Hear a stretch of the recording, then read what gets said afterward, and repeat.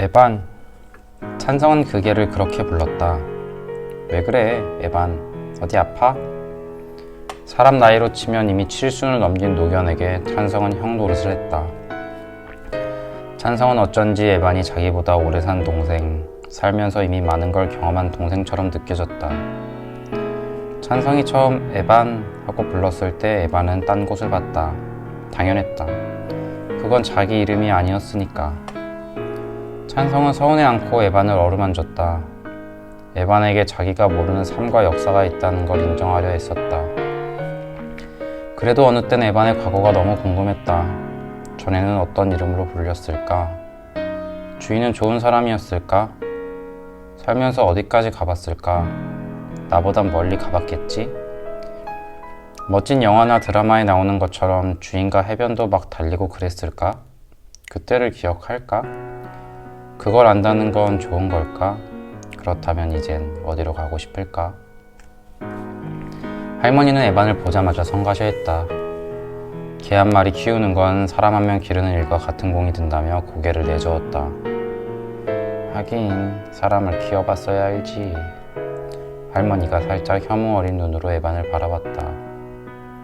게다가 엄청 늙었잖니? 얘가 늙었어? 그래, 저 이빨 봐라. 사람이건 짐승이건 털 빠지고 이나가면 끝난 거야. 넌 그런 것도 모르면서 개를 키우겠다 하니? 찬성이 그런가? 하는 표정으로 에반 등을 쓰다듬었다. 짧고 뻣뻣한 게 정말 털에 윤기가 하나도 없었다. 투말할 거 없고 내일 도로 갖다 놔. 찬성의 얼굴에 실망하는 빛이 스쳤다. 안 그러면 안 돼? 할머니는 찬성과 눈도 마주치지 않고 방바닥에 쌓인 개털을 유리 테이프로 찍어냈다. 집에 개가 있으면 도둑이 앉을 거야, 할머니. 시끄러! 내가 내 손자밥도 잘 못 챙겨주는데 이 나이에 개 수발을. 아휴, 똥 오줌은 또 어쩌고. 보드라운 뺨과 맑은 침을 가진 찬성과 달리 할머니는 늙는 게 뭔지 알고 있었다. 늙는다는 건 육체가 점점 액체화되는 걸 뜻했다. 탄력을 잃고 물컹해진 몸 밖으로 땀과 고름, 침과 눈물, 피가 연신 새어나오는 걸 의미했다. 할머니는 집에 늙은 개를 들여 그 과정을 낱낱이 실감하고 싶지 않았다. 밥은 그냥 우리 먹고 남은 거 주면 되잖아, 응? 할머니가 방바닥에 유리 테이프를 험하게 찍으며 이 씨부랄 놈의 개털, 끝이 없네. 구시렁거렸다. 할머니가 꿈쩍 앉자 다급해진 찬성은 결국 어떤 말을 내뱉고 말았는데 그 말을 하고 본인도 깜짝 놀랐다. 그러니까 에반을 자기가 책임지겠다 한 거였다. 태어나 처음 해본 말이었다. 그쯤 찬성은 자주 악몽에 시달렸다. 할머니가 찬성에게 이제 너도 다 컸으니 혼자 자라며 아버지가 쓰던 방을 내어주고부터였다. 찬성은 매번 비슷한 꿈을 꿨다. 소형 냉장 트럭이 자신에게 달려드는 꿈이었다. 트럭 안에는 털 뽑힌 식용 생닭이 가득 실려 있었다. 트럭은 깜깜한 도로를 질주하다 중앙선 위 찬성을 발견하고 급커브를 했다. 그럭은 곧 중심을 잃고 갓길 아래에 낭떠러지로 고꾸라졌다. 절벽 아래서 폭발음과 함께 거대한 불길이 치솟았다. 찬성은 갓길 주변을 초조하게 서성였다. 저기 아직 사람이 있는데, 내가 아는 사람 같은데. 주위에 모여든 구경꾼들은 어디서 자꾸 맛있는 냄새가 난다고 했다. 찬성이 어른들을 향해 도와달라 소리쳤다. 그러면 어디선가 할머니가 나타나 입술에 손을 대며 쉿 소리를 냈다. 다정한 목소리로 울지 마라, 울지 마라 아가 하고 찬성을 다독였다. 네가 울면 손님들이 깨잖니. 에반을 집에 들인 날 찬성은 오랜만에 어떤 꿈도 꾸지 않고 깊이 잤다. 찬성은 에반이 자기를 지켜줬다고 생각했다. 언젠가 에반에게 무슨 일이 생기면 자기도 에반을 꼭 보호해줘야겠다고 다짐했다. 그 뒤 찬성과 에반은 늘 같이 잤다. 찬성은 누군가와 껴안고 자는 기분이 어떤 건지 처음 알았다. 에반의 따뜻하고 작은 몸통이 들숨 날숨을 따라 순하게 오르내리는 것만 봐도 평화로운 기분이 들었다. 찬성은 에반의 말랑말랑한 발바닥을 조물락거리며 자주 혼잣말을 했다. 있잖아 에반, 이것 봐라. 많이 모았지? 3만 원도 넘어. 어디에 쓸 거냐고? 나중에 커서 언젠간 이곳을 떠나게 되면 그때 나도 휴게소에 들러 커피나 한잔 하려고. 에반은 자기 다리에 턱을 개고 누워 눈꺼풀을 천천히 여닫다 먼저 잠들었다. 그래도 찬성의 수다는 밤새 이어졌다. 너 골육중이 뭔지 아니? 무슨 선인장 이름 같지? 그런 게 있대. 우리 아빠가 그 병에 걸리지 않았었다면 나도 몰랐을 거야. 하루 또 하루가 갔다. 인간 시계로 2년, 개들 시력으로 10년이 흘렀다. 찬성과 에반은 어느새 서로 가장 의지하는 존재가 됐다. 비록 움직임이 굼뜨고 귀가 어두웠지만 에반은 여느 개처럼 공놀이와 산책을 좋아했다. 찬성이 보풀하기인 테니스공을 멀리 던지면 에반은 찬성의 눈앞에서 사라졌다 반드시 공과 함께 다시 나타났다. 무언가 제자리에 도로 갖고 오는 건 에반이 잘하는 일 중 하나였다. 찬성은 때로 에반이 자기에게 물어다 주는 게 공이 아닌 다른 것처럼 느껴졌다. 그리고 공인 동시에 공이 아닌 그 무언가가 자신을 변화시킨다는 걸 알았다. 그런데 에반이 요즘 좀 이상했다.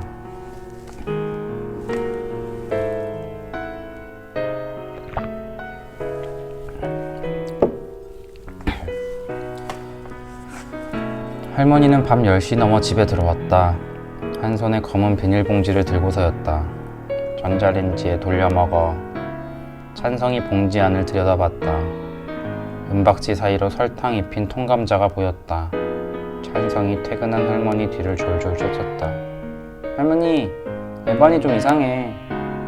지금 안 먹을 거면 냉장고에 넣어두든가. 할머니가 평소 휴대폰을 넣고 다니는 손가방을 안방 바닥에 던지듯 내려놓았다.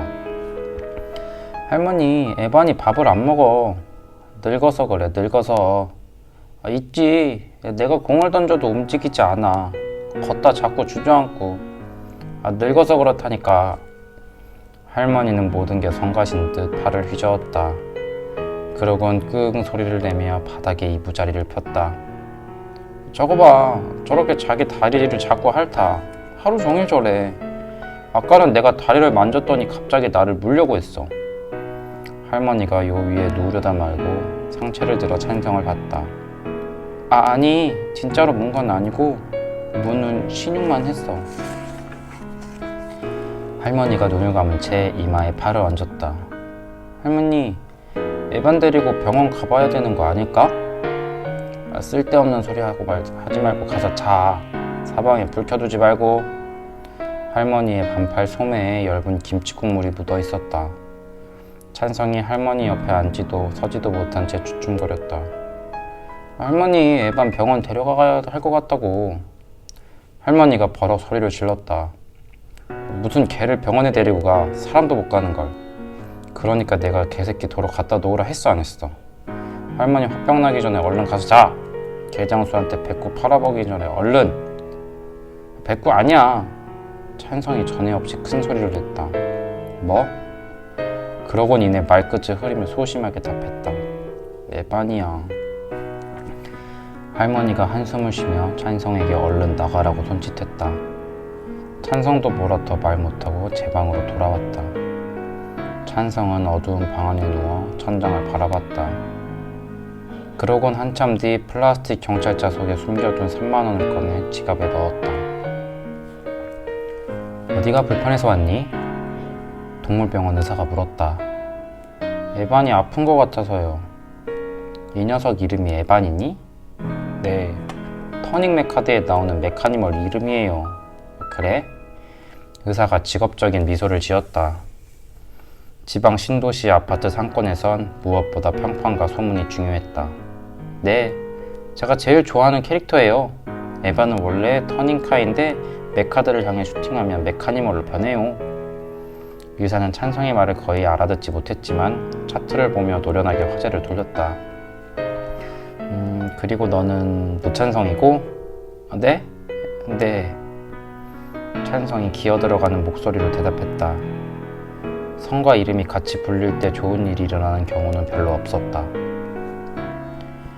교무실에서 그렇고 아버지가 입원한 종합병원에서도 그랬다. 그래서 결국 찬성한다는 거야, 반대한다는 거야? 찬성은 그런 얘기를 너무 자주 들은 데다 이젠 정말 식상한 대답하기 귀찮듯 어깨를 질썩였다. 선생님 농담이 재미없다는 의견에는 찬성이에요. 의사가 다시 마른 웃음을 지었다.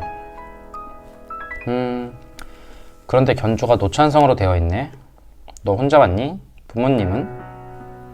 에바는 긴장한 티가 역력했다. 병원 특유의 소독약 냄새와 선뜻한 기운이 에반을 불편하게 만드는 것 같았다. 의사는 에반의 다리를 보자마자 살짝 놀라며 어이쿠, 많이 아팠겠는데? 라고 했다. 이 정도면 다른 곳까지 종양이 퍼졌을 확률이 높다고. 종양이요? 그래, 암이요? 걔도 암에 걸려요? 그럼. 찬성은 암이 뭔지 알고 있었다. 암과 관련된 냄새랄까 비명, 그리고 진이 빠진 얼굴을. 자세한 검사 결과를 봐야 알 테지만 상황이 안 좋은 건 사실이야. 검사요?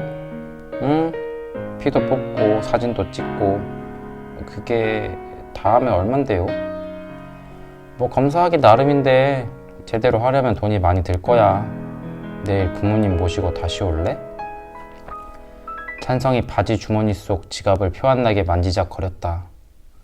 그럼 선생님 마음대로 어떤 검사는 하고 어느 건 안 할 수도 있는 거예요? 뭐 말하자면 그럼 저 3만원 아니 25,000원어치만 검사해주세요. 집으로 가는 길 찬성의 얼굴이 어두웠다. 버스 창문 밖으로 8월의 무자비한 초록이 태연하게 일렁이는 게 보였다. 햇빛도 바람도 그대로인데 갑자기 다른 세상에 온 기분이었다. 몇십 분 사이에 같은 풍경이 전혀 달라질 수 있다는 사실이 놀라웠다. 아빠도 그랬을까? 찬성이 고개 숙여 에반을 바라봤다. 에반은 찬성의 무릎에 앉아 미세한 버스 진동을 느끼며 꾸벅 졸고 있었다. 찬성은 의사에게 들은 얘기를 하나하나 되짚었다. 수술을 해도 좋고 안 해도 좋다는 게 무슨 뜻인지 곰곰 생각해봤다. 이럴 땐 자신이 무엇을 하면 좋을지 알 수 없었다. 찬성이 문득 차고 축축한 기운을 느끼고 아래를 살펴봤다. 자신의 베이지색 반바지에 테니스공만한 고동색 얼룩이 보였다. 얼룩은 불완전한 모양의 원을 그리며 점점 크게 번졌다. 왜 그래 에반, 너 안 그랬잖아. 찬성이 에반 귀에 속삭였다. 에반을 나무라기보다 주위에 해명하는 말이었다. 여름이라 버스 안에 비릿한 지린내가 금방 퍼졌다. 조금만 참을까 하다 찬성은 목적지를 2정거장이나 남겨두고 버스에서 내렸다. 찬성이 논뚝길에 에반을 내려놓고 다정하게 말했다. 에반, 조금만 걸어봐, 응? 에반은 땅바닥에 바싹 엎드린 채 꿈쩍하지 않았다. 찬성은 할 수 없이 에반을 가슴에 안고 어스름 땅거미진 논뚝길을 걸었다. 삼복 더위에 개를 안고 걷다 보니 몇 분 만에 티셔츠가 흠뻑 젖었다. 다 왔어. 조금만 참아. 병원에서 에반의 청력이 약해졌다는 얘기를 들은 터라 평소보다 목청을 돋웠다. 여기저기 머리를 잘 부딪힌다니 시력도 분명 나빠졌을 거라 했다. 문득 안쓰러운 마음이 일어 찬성이 에반의 정수리를 가만 쓰다듬었다. 에반의 입꼬리가 희미하게 올라갔다. 반대로 눈꼬리는 부드럽게 젖어 사람이 웃는 것처럼 보였다. 찬성이 고개 들어 남은 거리를 살폈다. 미지근한 눈물 위로 하루살이 때가 둥글게 뭉쳐 비행했다. 마치 허공에 시간의 물보라가 있는 것 같았다. 곧 에반 밥 먹일 시간이라 찬성이 걸음을 재촉했다.